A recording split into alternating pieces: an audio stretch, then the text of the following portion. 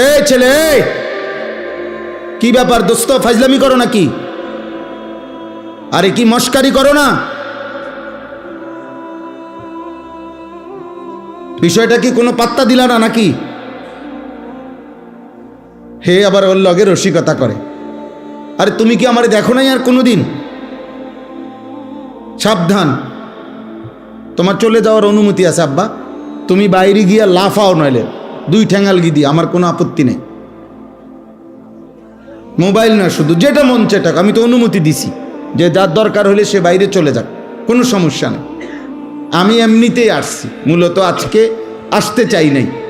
ফেরদাউস ভাইকে অনেকবার বলছি যে নির্বাচন পর দিন না আসলেই ভালো হয়, এ কথার উপরেই ছিলাম। জুমার আগেও, গতকালকেও, তার আগের দিনও জুমার নামাজে দাঁড়াইছি। আর আমি আজকে নামাজ যখন পড়াইতেছি জুমা, আমার কেন জানি নামাজের সময় কথাটা মনে হয়েছে যে ওনারা যে নিষেধ করতেছি, যদি উনি রাগ করে।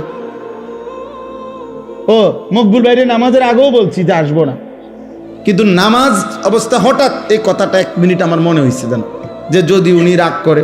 তো আবার নামাজের পরে ড্রাইভাররে বললাম, আবু বকর ভাই আবার ফোন দেন, না যামু।